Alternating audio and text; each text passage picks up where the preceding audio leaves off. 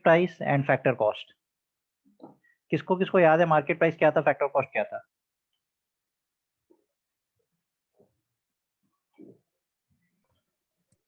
Market price से factor cost पे कैसे पहुंचते थे? ये अगर मुझे मार्केट प्राइस है और ये इधर मुझे फैक्टर कॉस्ट है, तो अगर मुझे फैक्टर कॉस्ट दिया है तो मैं मार्केट प्राइस पे कैसे पहुंचूंगा? सबको याद है? ओके। फैक्टर कॉस्ट होता है कॉस्ट ऑफ प्रोडक्शन। नहीं नहीं, मैं ये नहीं पूछ रहा हूँ। मैं पूछ रहा हूँ अगर फैक्टर कॉस्ट दिया है तो मार्केट प्राइस पे मैं कैसे पहुंचूं? प्लस करेंगे वहां पे इनडायरेक्ट टैक्सेस। और सब्सिडी माइनस करेंगे तब आएगा आपका मार्केट प्राइस। ये होता है, ठीक है। यहाँ तक हम लोगों ने लास्ट क्लास में किया था 2 sector economy, 3 sector economy, 4 sector economy, ये सब हम लोग पढ़ चुके हैं। अब आज के क्लास में हम लोग जीडीपी, जीएनपी, एनडीपी, एनएनपी इन सब के सारे कॉन्सेप्ट्स को हम लोग पढ़ेंगे। अब आप लोग ध्यान से समझिए इन सारे कॉन्सेप्ट्स को।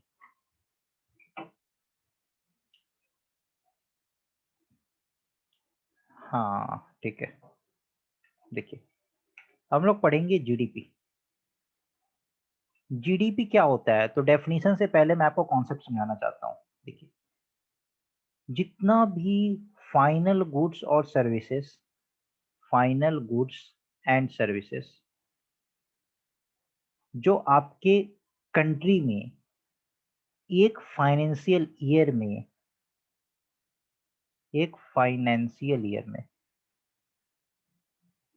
जो प्रोड्यूस होता है उसका मार्केट वैल्यू सबको ऐड कर दीजिए तो वही आपका जीडीपी होता है। Sum total of market value of all final goods and services produced in a year, produced in a financial year within the domestic territory of the country is known as GDP. अब बताइए, GDP जब मैं बोल रहा हूं कि जितना भी गुड्स और सर्विसेज का प्रोडक्शन हुआ है एक साल के अंदर हमारे देश में, उन सबको ऐड कर दीजिए तो उनका जो मार्केट वैल्यू होगा वही आपका जीडीपी होता है। ठीक है, ये तो आप समझ गए कि वो आपका जीडीपी होता है। तो अब आप ये बताइए कि क्या एक साल के अंदर जो गुड्स और सर्विसेज का प्रोडक्शन हो रहा है वो सिर्फ इंडियंस कर रहे हैं क्या? कुछ फॉरेन कंपनीज भी तो इंडिया में रह रही है, यहाँ पे वो भी तो प्रोडक्शन कर रही है, तो उस गुड्स और सर्विसेज को भी तो ऐड कर रहे हैं, क्योंकि मैं तो बोल रहा हूँ कि सम total of all final goods and services. तो जब जीडीपी की बात होती है तो जीडीपी में फॉरेनर्स और नेशनल्स दोनों आते हैं। ठीक है, जीडीपी में फॉरेनर्स भी आएंगे और नेशनल्स भी आएंगे। हाँ, टेरिटरी, इंडिया के टेरिटरी के अंदर जो भी लोग होंगे, सर ये तो थोड़ा सा गड़बड़ बन गया, ये ऐसा, ये इस तरीके से इंडिया का मैप ऐसा कुछ, ये बहुत ज्यादा गड़बड़ बन गया, बट स्टिल जो भी लोग इस टेरिटरी के अंदर जितना भी प्रोडक्शन होगा उन सारे प्रोडक्शन का जो फाइनल गुड्स का प्रोडक्शन होगा, नॉट इंटरमीडिएट गुड्स, उन फाइनल गुड्स का, उन सब का मार्केट वैल्यू ऐड कर दीजिए तो इस कंट्री में बहुत सारे फॉरेन कंट्रीज भी तो एस्टेब्लिश्ड है, तो उनके कंट्रीब्यूशन को भी आप ऐड करेंगे। इस कंट्री में बहुत सारे इंडियन कंपनीज भी तो एस्टेब्लिश्ड है, उनके कंट्रीब्यूशन सबका ऐड कर दीजिए, वो जो फाइनल गुड्स सर्विसेज होगा उसका जो मार्केट वैल्यू होगा वही आपका जीडीपी होता है। अब आप बताइए कि जीडीपी आप फैक्टर और कॉस्ट पे कैलकुलेट कर रहे हैं कि मार्केट प्राइस पे कैलकुलेट कर रहे हैं? आप ही बताइए। अभी मैंने जो आपको डेफिनेशन पढ़ाया है इसमें मैंने क्या बोला है कि मार्केट वैल्यू, तो मार्केट वैल्यू का मतलब क्या हुआ? मार्केट प्राइस हुआ ना, फैक्टर कॉस्ट कहां से आ गया इसमें? जीडीपी तो मैं बोल रहा हूँ मार्केट वैल्यू, मार्केट प्राइस, तो इसमें फैक्टर कॉस्ट कहां से आ गया?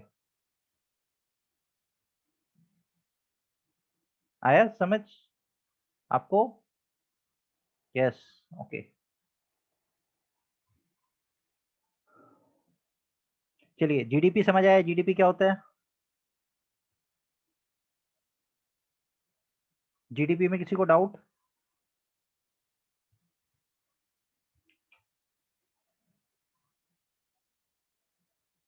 नो सर, कोई डाउट नहीं है। चलिए, अब देखिए जीडीपी का फॉर्मूला, जैसे जीडीपी एट मार्केट प्राइस, ठीक है। तो अगर 3 सेक्टर इकोनॉमी होता, अभी तो 4 सेक्टर इकोनॉमी है, तो सबसे पहले 3 सेक्टर इकोनॉमी का आप लिख दीजिए, उसके बाद फिर हम लोग उसमें नेट एक्सपोर्ट ऐड कर देंगे जो कि 4 सेक्टर इकोनॉमी हो जाएगा, वही मेरा जीडीपी हो जाएगा। तो 3 सेक्टर इकोनॉमी में अगर आप जीडीपी लिखना चाहते हैं तो total market value of goods and services, उसको कौन परचेज करेगा, कौन कंज्यूम करेगा?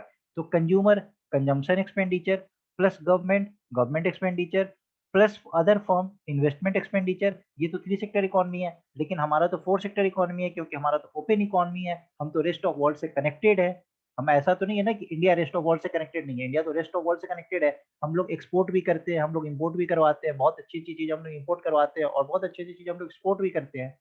तो consumption expenditure plus government expenditure plus investment expenditure plus net export, मतलब एक्सपोर्ट माइनस इंपोर्ट। तो नेट एक्सपोर्ट क्या मतलब? एक्सपोर्ट माइनस इंपोर्ट, इसको लिखते हैं एनएक्स। तो यही होता है GDP at market price. Consumption expenditure plus government expenditure plus investment expenditure plus, यहाँ तक तो 3 सेक्टर इकोनॉमी आपको क्लियर है। 4 सेक्टर इकोनॉमी में क्या हो रहा था? आप कुछ देश के बाहर भेज रहे थे और कुछ देश के अंदर मंगा रहे थे। तो इस दोनों को आप एक्सपोर्ट, जो बाहर भेजे और जो मंगाए, उन दोनों को माइनस कर दीजिए। तो ये हो गया नेट एक्सपोर्ट, उसको ऐड कर दीजिए, तो ये हो गया आपका जीडीपी एट मार्केट प्राइस। क्योंकि आप तो वही ऐड करेंगे ना जो आप एक्सपोर्ट, मतलब जो आप बाहर भेज रहे हैं और जो अंदर मंगा रहे हैं। पैसा, मार्केट वैल्यू आप किसका ऐड करेंगे? तो कौन कौन खर्च कर रहा है? तो जब आप बाहर भेज रहे हैं तो इस पे खर्च तो हो रहा है ना, बाहर से पैसा अंदर आ रहा है ना, इसीलिए नेट एक्सपोर्ट हमेशा कैलकुलेट करते हैं। लेकिन जो पैसा देश से बाहर निकल गया उस पैसे को तो माइनस कर देंगे, जो पैसा देश से बाहर निकल गया उस पैसे को तो माइनस कर देंगे, लेकिन जो देश में पैसा आ गया उसको ऐड कर देंगे। तो इसीलिए लिखते हैं एक्सपोर्ट माइनस इंपोर्ट। तो जब 4 सेक्टर इकोनॉमी है तो C plus G plus I plus N X, तो ये हो गया आपका जीडीपी का definition, C plus G plus I plus N X, that is consumption expenditure plus government expenditure plus investment expenditure plus net export minus import. बताइए किसी को doubt इसमें? किसी को डाउट?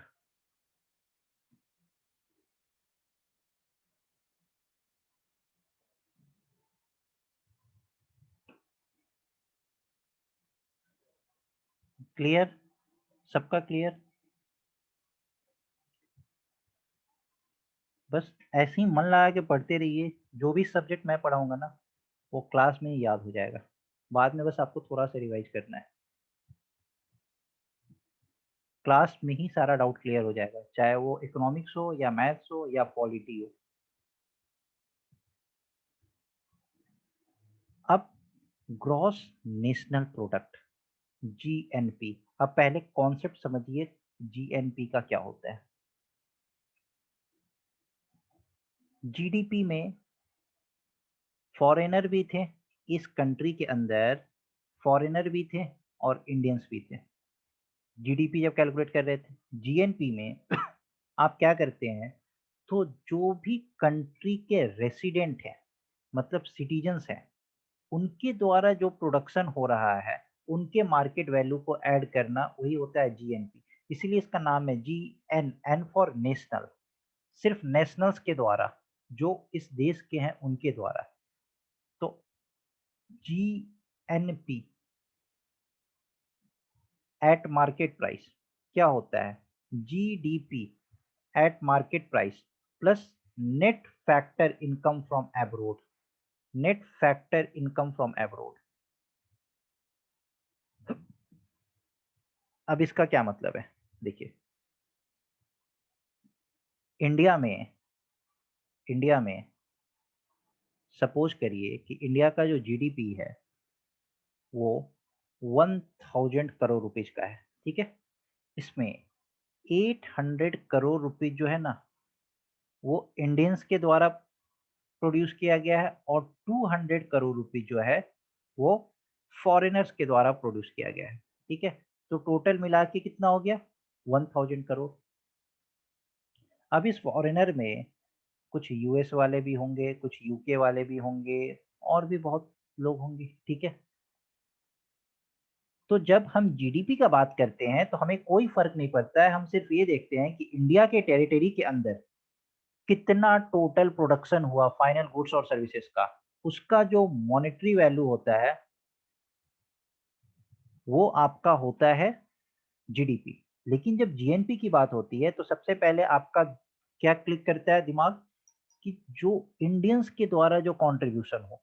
तो 1000 करोड़ में आपने देखा कि 800 रुपये करोड़ 800 करोड़ जो है वो इंडियंस के द्वारा कंट्रीब्यूशन है और 200 करोड़ जो है यूएस और यूके के द्वारा कंट्रीब्यूशन है। और भी इसमें मतलब कि जितने फॉरेन कंट्रीज होंगे यूएस, यूके, नीदरलैंड, स्वीडन, जितनी भी फॉरेन कंट्रीज होंगे ये सब इंक्लूडेड है। 200 करोड़ ये इंडिया में आके प्रोड्यूस कर रहे हैं, ठीक है। अब क्या होता है कि अब जो इंडियंस बाहर रह रहे हैं जैसे यूएस, यूएस में भी कुछ तो इंडियन का कंट्रीब्यूशन होगा, यूके में भी कुछ इंडियन का कंट्रीब्यूशन होगा, स्वीडन में भी कुछ इंडियन का कंट्रीब्यूशन होगा। तो लेट्स से यूएस में इंडिया का 50 करोड़ का कंट्रीब्यूशन है, यूके में इंडिया का 150 करोड़ का कंट्रीब्यूशन है, स्वीडन में इंडिया का 100 करोड़ का कंट्रीब्यूशन है। इसी तरीके से बाद बाकी कंट्रीज में होगा, ठीक है। तो अगर टोटल इंडियन कंट्रीब्यूशन देखा जाए तो यहाँ पे इंडिया में इंडियन का कंट्रीब्यूशन कितना है 800 करोड़ प्लस। अब हम लोग क्या करते हैं तो जो इंडियन का कंट्रीब्यूशन आउटसाइड आवर कंट्री है उसको ऐड करेंगे। तो जैसे 50 करोड़ 150 करोड़ 100 करोड़ इस तरीके से ऐड करते हैं 50 plus 150 plus 100 plus so on. Suppose करिए कि और टोटल मिला के और 100 करोड़ ऐड हो गया तो कितना हो गया तो 200 और ये 100 300 और ये 150 450। तो जो इंडियन का कंट्रीब्यूशन हमारे देश के बाहर है वो 450 करोड़ है और हमारे देश में 800 करोड़ है। तो पहले तो अपने देश का ले लिए 800 करोड़, फिर बाहर के देशों में जो इंडियन का कंट्रीब्यूशन है 450 करोड़। अब इसमें से क्या माइनस करते हैं तो जो फॉरेनर्स का कंट्रीब्यूशन हमारे देश में है तो हमारे देश में फॉरेनर का कितना कंट्रीब्यूशन था 200 करोड़। तो इसी को 200 करोड़ इसमें से माइनस कर देते हैं। तो क्या हो गया आप देख रहे हो इसमें क्या मैंने लिखा ये GDP at market price plus net factor income from abroad. तो यही वैल्यू आपका आ जाएगा। इसमें आप क्या कर रहे हैं 800 crore plus 250 crore 800 crore plus 250 crore that is 1050 crore. अब इस फॉर्मूला के थ्रू अगर आप जाएंगे तो जीडीपी एट मार्केट प्राइस क्या आ गया 1000 करोड़।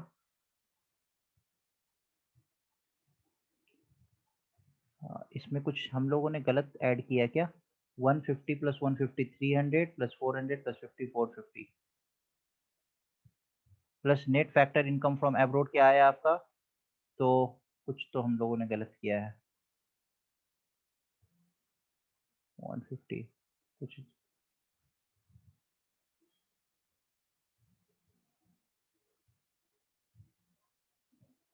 वेट कुछ तो गलत हुआ है।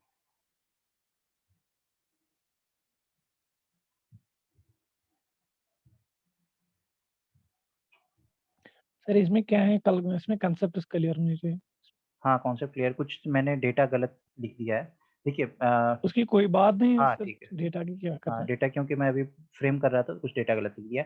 ये समझ आया कि क्या हो रहा है जितने भी फॉरेनर्स का कंट्रीब्यूशन इंडिया में है उसको माइनस कर देंगे और जितने भी इंडियन का कंट्रीब्यूशन फॉरेन में है उसको ऐड कर देंगे। यही होता है आपका जीएनपी। देखिए एक बार मैं आपको नोट्स दिखाता हूँ जीएनपी और जीडीपी का।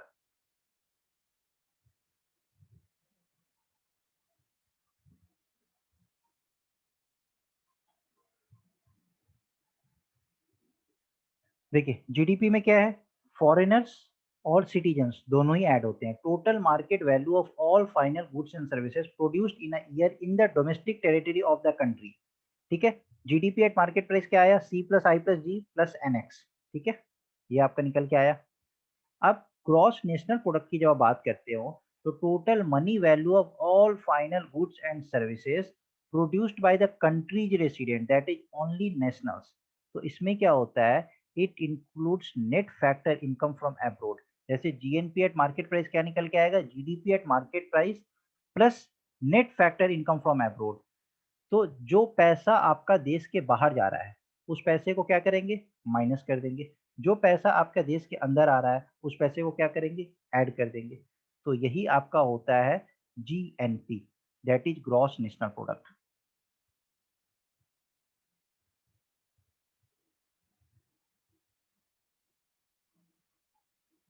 बोलिए समझ आया जीएनपी और जीडीपी।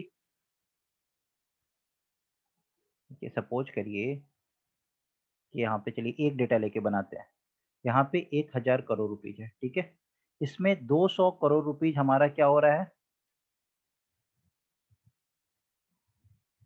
फॉरेन का कंट्रीब्यूशन है और 800 करोड़ रुपया क्या है हमारा इंडियन का कंट्रीब्यूशन है। अब इंडियन का कंट्रीब्यूशन बाहर के देश में जो है वो 3000 करोड़ रुपया है, ठीक, सॉरी 300 करोड़ रुपया है, ठीक है।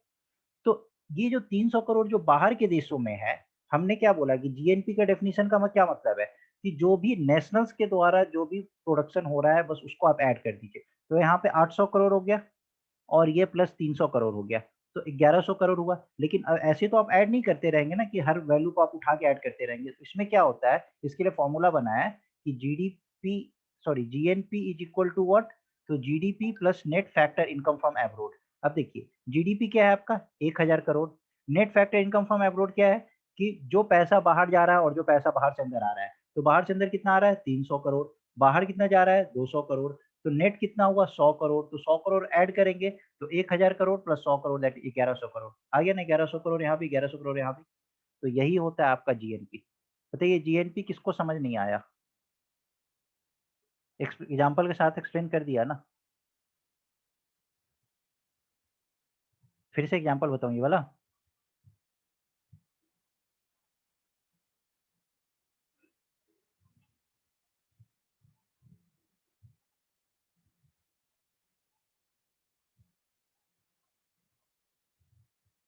क्लियर है सबका, किसी को डाउट?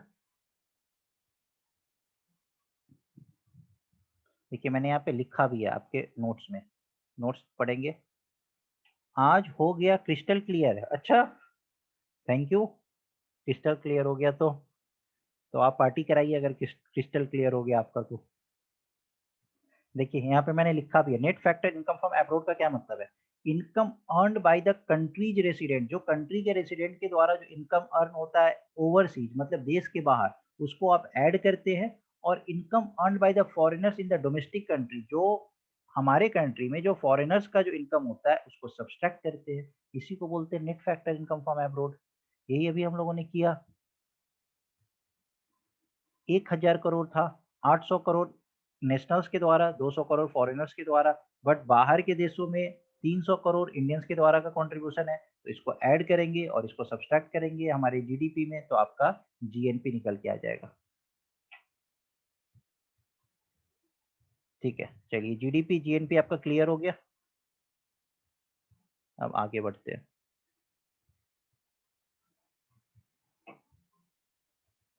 एनडीपी, एनडीपी, एनडीपी क्या होता है, नेट डोमेस्टिक प्रोडक्ट। जीडीपी क्या होता है ना, ग्रॉस डोमेस्टिक प्रोडक्ट। और एनडीपी क्या होता है, नेट डोमेस्टिक प्रोडक्ट। अब बताइए डीपी डीपी तो दोनों तरफ सेम है, डोमेस्टिक प्रोडक्ट और डोमेस्टिक प्रोडक्ट की बात हो रही है। बट यहाँ पे जी और एन का फासला है, जी का क्या मतलब है ग्रॉस और एन का मतलब है नेट। अब ग्रॉस और नेट में क्या डिफरेंस है, तो देखिए ग्रॉस और नेट में क्या डिफरेंस होता है। जीडीपी से जब आप डेप्रिसिएशन माइनस करते हैं तो आप एनडीपी पे पहुंचते हैं। अब ये डेप्रिसिएशन क्या होता है, हाँ डेप्रिसिएशन माइनस करते हैं। अब कौन बताया है कि डेप्रिसिएशन क्या होता है? Wear and tear sir. Wear and tear, ये तो मैंने भी पढ़ा था बुक में, वियर एंड टीयर पता है, बट मैंने 10 बार पढ़ा था पर मुझे कभी समझ नहीं आया वियर एंड टीयर क्या होता है। अगर आप मुझे समझा सकते हैं तो समझाइए। Sir, gradually decrease in the value of monetary value of the goods. ठीक है, ठीक है, सर आपने इसको सही वैल्यू बताया। कम होता हाँ, और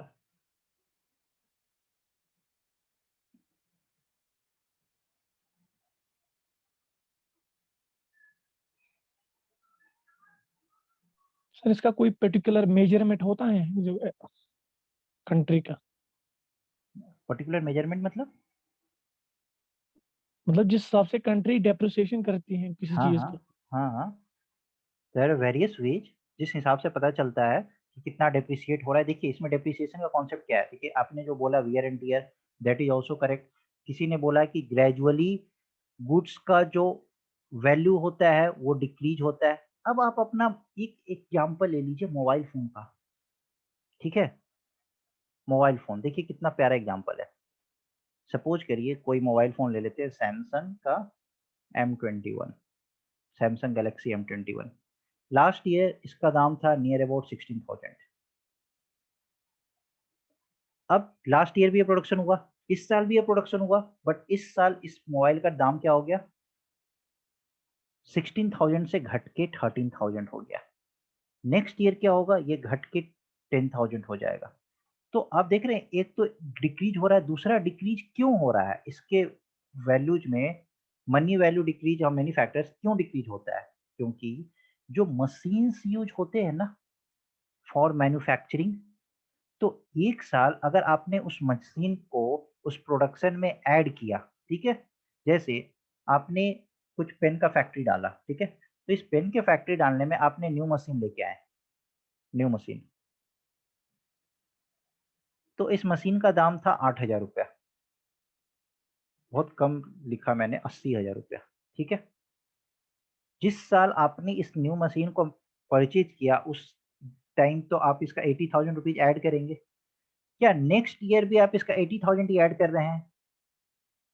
ग्रॉस में तो आप 80,000 ऐड कर ले रहे हैं, लेकिन नेट में क्या हो रहा है, इसका तो वैल्यू डिक्रीज हो गया है। ये 80,000 से इसका वैल्यू तो अब 60,000 पे आ गया है इस मशीन का दाम, और इस मशीन को मेंटेनेंस के लिए भी कुछ पैसे लग रहे हैं। तो वही सब जो पैसा होता है ना, उसी को बोलते हैं वियर एंड टियर, यही इसका एसेट डिक्रीज होता है। तो फर्स्ट ईयर जो आपने पेन को मैन्युफैक्चर किया था, उस टाइम पे आपने इस मशीन का 80,000 ऐड किया था। क्या अभी भी नेक्स्ट ईयर भी आप 80,000 ऐड कर रहे हैं तो वो तो जीडीपी हो जाएगा, लेकिन इसका डिप्रिसिएटेड वैल्यू आप माइनस करिए ना, तो आपको नेट पता चलेगा कि नेट मार्केट वैल्यू क्या है। तो आप डिप्रिसिएशन माइनस करेंगे ना, क्योंकि इसका वैल्यू तो डेप्रिसिएट कर गया है, डिक्रीज कर गया है। टाइम के साथ गुड्स का जो वैल्यूज होता है वो डिक्रीज करता है ना, हर चीज का वैल्यू डिक्रीज करता है। मोबाइल फोन जो 2 साल पहले था, क्या आज भी वो सेम रहेगा? नहीं, उसका वैल्यू डिक्रीज कर जाता है, क्योंकि उसमें बहुत सारा ऐसा सॉफ्टवेयर वगैरह यूज होता है, बहुत सारा ऐसे मशीन्स का यूज होता है जो फर्स्ट टाइम पे अगर जिस सॉफ्टवेयर जिस मशीन से बनाया जाता है तो उस टाइम पे उसका रियल कॉस्ट आता है, लेकिन बाद में इन सब का वैल्यू डिप्रिसिएट कर जाता है। लेकिन आप तो नेक्स्ट ईयर भी प्रोडक्शन कर रहे हैं, तो आप इसी मशीन का दाम ऐड कर रहे हैं, इसी सॉफ्टवेयर का दाम ऐड कर रहे हैं, लेकिन ये तो डिप्रिसिएट कर गया है ना, तो इसके तो वैल्यू को माइनस करेंगे ना। तो इसीलिए ग्रॉस डोमेस्टिक प्रोडक्ट में से जब डिप्रिसिएशन माइनस करते हैं तो हम लोग को नेट डोमेस्टिक प्रोडक्ट अचीव होता है, इसी को बोलते हैं डिप्रिसिएशन। समझ आया डिप्रिसिएशन क्या होता है?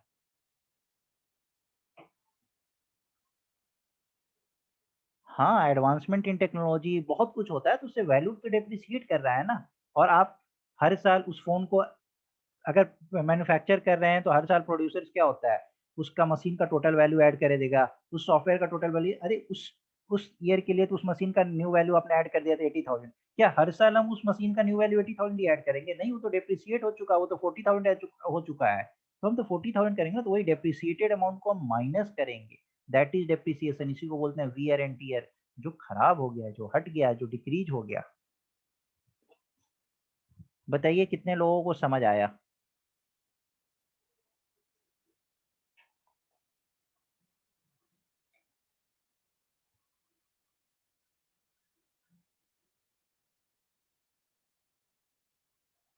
क्लियर?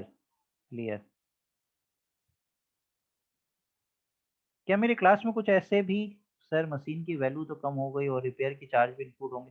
हाँ, वो सब कुछ को मिला के डेप्रिसिएटेड अमाउंट ऐड करते हैं हम लोग, ठीक है। जैसे 40,000 से डिक्रीज हो गया, 10,000 रुपया उसके मेंटेनेंस पे लगा, तो डेप्रिसिएटेड अमाउंट कितना हो गया, 30,000। तो वो सब ऐड हो जाता है। ओके। क्या क्लास में कुछ ऐसे स्टूडेंट्स भी हैं जिनको कुछ भी समझ नहीं आता हो, या वो रिप्लाई ही नहीं करते हैं? कोई है जिन्हें कोई डाउट है? अगर कोई डाउट है तो आप मुझसे पर्सनली बताइए कि सर नहीं समझ में आ रहा है, क्योंकि देखिए अब आपका सिलेबस ओवर होने जा रहा है। स्टिल अगर आप लोग कोई ऐसे स्टूडेंट हैं जिनको नहीं समझ में आ रहा है, कार एग्जाम्पल बहुत अच्छा एग्जाम्पल आपने बताया कार का। बहुत कुछ है एग्जाम्पल में, बहुत सारे एग्जाम्पल है, ठीक है। चलिए, अगर सबको समझ आ गया तो आगे बढ़ते हैं।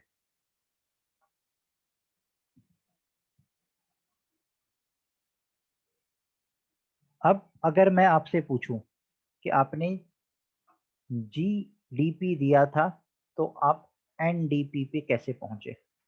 तो आपने बोला कि सर मैंने डेप्रिसिएशन माइनस कर दिया, एनडीपी पे मैं पहुंच गया।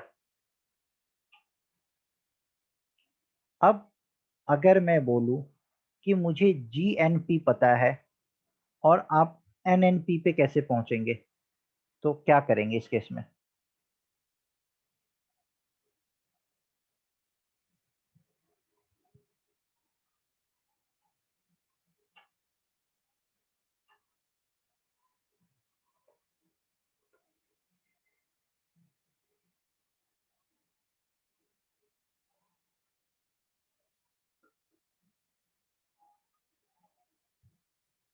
Minus depreciation, wonderful. देखिए ग्रॉस से कभी भी नेट पे पहुंचना हो तो हमेशा डेप्रिसिएशन माइनस करते हैं, बट ये दोनों वैल्यू सेम होना चाहिए। यहाँ पे नेशनल प्रोडक्ट है तो यहाँ पे भी नेशनल प्रोडक्ट होना चाहिए। जीएनपी से एनएनपी पे कैसे पहुंचेंगे, तो ग्रॉस नेशनल प्रोडक्ट में से जब डेप्रिसिएशन माइनस करेंगे तो आप एनएनपी पे पहुंच जाएंगे।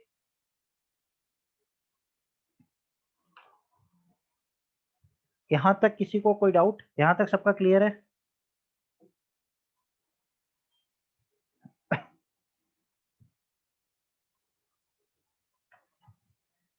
यहाँ तक किसी को कोई डाउट है? यहाँ तक सबका क्लियर है?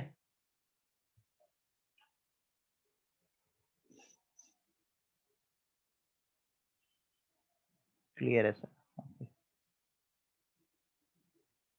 चलिए, अब नेशनल इनकम देखने से पहले हम लोग थोड़ा मेजरमेंट ऑफ नेशनल इनकम देख लेंगे, फिर देखेंगे कि एनएनपी एट फैक्टर कॉस्ट जो आपका नेशनल इनकम होता है यहाँ तक कैसे पहुंचते हैं। ठीक है, तो इसके पहले हम लोग थोड़ा सा नेशनल इनकम रिवाइज कर लेते हैं, sorry measurement of national income देखते हैं। देखिए 3 मेथड्स होते हैं जिसके थ्रू आप नेशनल इनकम को मेजर कर पाते हैं। पहला मेथड, इसको बोलते हैं वैल्यू एडेड मेथड।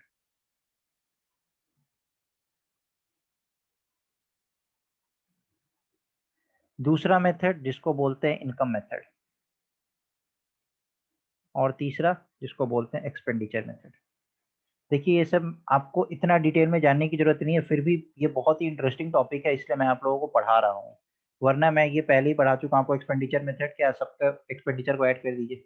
बट फिर भी मैं आपको डिटेल में ये सब चीज पढ़ा रहा हूँ क्योंकि बहुत इंटरेस्टिंग टॉपिक है और ये आपको लाइफ में हमेशा हेल्प करेगा, क्योंकि आपको देश का नेशनल इनकम कैसे देश का इनकम डिसाइड करते हैं ये तो पता होना चाहिए।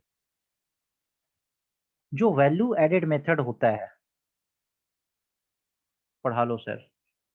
ओके, जो वैल्यू एडेड मेथड होता है ये इसी को बोलते हैं आउटपुट मेथड और इसी को बोलते हैं प्रोडक्शन मेथड। ठीक है, इसमें कैसे हम लोग निकालते हैं, तो अभी हम लोग देखते हैं कि इसमें हम लोग कैसे नेशनल इनकम मेजर करते हैं। देखिए वैल्यू एडेड मेथड का क्या मतलब है, वैल्यू एडेड का क्या मतलब है, क्यों आप पढ़ते हो वैल्यू एडेड? देखिए सपोज करिए कि यहाँ पे एक रॉ मटेरियल्स है, ठीक है, रॉ मटेरियल 100 रुपीज का रॉ मटेरियल है। ये सपोज करिए स्टील है, ठीक है, 100 रुपीज का।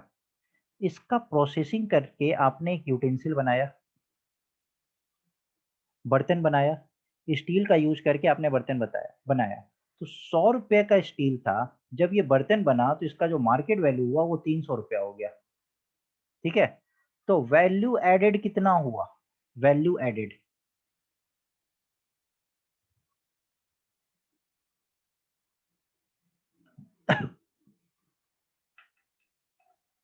200। तो यही जो ऐड होता है ना value to the raw materials, इसी को बोलते हैं value added method, value added method.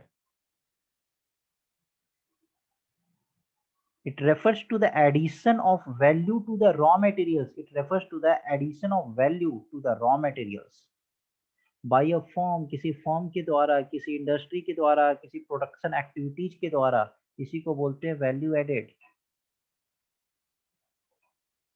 तो अगर हम वैल्यू एडेड हमें निकालना है, वैल्यू एडेड, तो हम value of output, value of output minus raw materials वाला जो एरिया इंटरमीडिएट कंजम्पशन है, जैसे ये स्टील भी तो कहीं से आप लेके आए ना, स्टील तो आपका फाइनल गुड्स नहीं है, नहीं तो इंटरमीडिएट गुड्स है।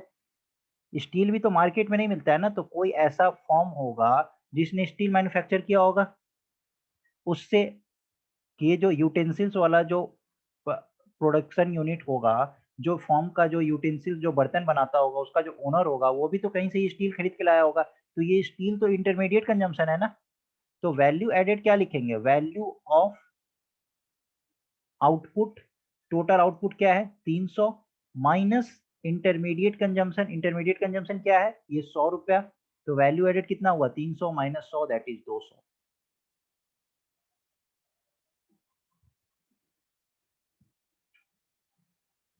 तो एक ये मेथड है जिस मेथड से टोटल वैल्यू निकलता था। तो इसमें क्या होता था ना, टोटल वैल्यू निकालने में ना बहुत प्रॉब्लम होता था, क्योंकि हर एक स्टेप पे आपको ऐड करना है। यहाँ पे आपने 100 से 300 पहुंचे तो यहाँ पे 200 रुपीज ऐड किए, बट यहाँ तो मैंने बहुत इजीली आपको बता दिया ना कि 100 से 200 पहुंचे, यहाँ पे 200 ऐड किए, बट इतना इजीली तो होता नहीं है। और आप देखिए कि कितना टफ होता होगा। यहाँ पे कोई एक सिल्क वर्म होगा, ठीक है, इससे फैब्रिक तैयार होता होगा। हाँ हाँ, स्टील भी किसी फैक्ट्री के लिए फाइनल गुड्स नहीं, फाइनल गुड्स तो वो गुड्स होता है ना जो डायरेक्टली कंज्यूमर कंज्यूम करता है, वो तो फैक्ट्री वाला कंज्यूम कर रहा है, तो वो फाइनल गुड्स कैसे होगा, वो इंटरमीडिएट गुड्स होगा। फाइनल गुड्स का डेफिनेशन ही होता है कि जो product ready to be consumed by the consumer. ठीक है, स्टील किसी फैक्ट्री के लिए काम का है, आपके लिए काम का है। आप कभी भी स्टील खरीदने जाओगे नहीं जाओगे, अगर आप फैक्ट्री ओनर नहीं हो तो आप क्या करोगे स्टील खरीद के, आपके लिए किसी काम का, आप डायरेक्टली स्टील को कंज्यूम करते हो नहीं, आप तो स्टील का बर्तन खरीदते हो ना। तो जो भी डायरेक्ट कंजम्पशन होगा वही आपका फाइनल गुड्स होता है। ठीक है, समझ आ गया। हाँ, यूटेंसिल्स आर फाइनल गुड्स, आप डायरेक्टली उसको कंज्यूम करते हो, बट स्टील को आप क्यों खरीदने जाओगे, क्या मतलब है आपको स्टील खरीद के। देखिए अभी तो मैंने बहुत इजीली आपको बता दिया कि स्टील था, इसका मैन्युफैक्चरिंग करके मतलब यूटेंसिल्स बन गया, लेकिन इसमें कितना टफ होता है इस चीज को कैलकुलेट करना। इसलिए हम लोग सॉरी इसलिए हम लोग जीवीए जो ग्रॉस वैल्यू एडेड मेथड होता है ना, इसको यूज नहीं करते, इसलिए हम लोग जीडीपी अलग मेथड से कैलकुलेट करते हैं, जीवीए को यूज नहीं करते हैं। देखिए इसमें क्या होता है, एक सिल्क वॉर्म से पहले कोई फाइबर तैयार होगा, फिर कोई टेक्सटाइल ओनर यहाँ पे कोई फैब्रिक तैयार करेगा, फिर इस फैब्रिक से कोई क्लॉथ तैयार होगा, उस क्लॉथ का प्रॉपर डिजाइनिंग होगा। ठीक है, इस डिजाइनिंग के बाद इसमें प्रॉपर बटन्स वगैरह लगेंगे, फिर इसका ब्रांड तैयार होता है, फिर जाके ये शर्ट मार्केट में आता है। ठीक है, तो इतने सारे स्टेप का वैल्यू एडिशन आप करते चले जाएंगे, इसी को बोलते हैं summation, that is GVA, gross value added, total value addition कितना कितना होता चला गया। तो ये बहुत टफ था कैलकुलेट करना ये जीवीए। अभी तो मैंने आपको ये दिखाया तो आपको लगा कि सर ये 200 और इधर 100, यहाँ पे रॉ मटेरियल से ये यहाँ पे गया होगा 100 रुपए इसका एडिशन हुआ होगा, यहाँ पे 200 तो 300 रुपया हो गया, आपने इसमें क्या टफ है। लेकिन टफ है क्योंकि आपको दिख रहा है ना कि सीधा स्टील से यूटेंसिल्स बना और यहाँ पे कहीं पे कुछ और वगैरह यूज किया होगा जिससे कि स्टील बना होगा, लेकिन इतना इजी नहीं होता है। इन सब स्टेप का वैल्यू एडिशन बहुत मुश्किल था करना, तो इसीलिए summation of GVA that is gross value added, इसको आगे प्रैक्टिस नहीं किया गया। ठीक है, समझ आ गया जीवीए का कॉन्सेप्ट क्या है, ये समझ आ गया। जीवीए अभी प्रैक्टिस नहीं होता है, क्यों जीवीए प्रैक्टिस नहीं होता है, क्योंकि बहुत कॉम्प्लिकेटेड था। चलिए क्लास ओवर होने वाली है, आप लोग फटाफट लिंक फिर से ज्वाइन कर लीजिए।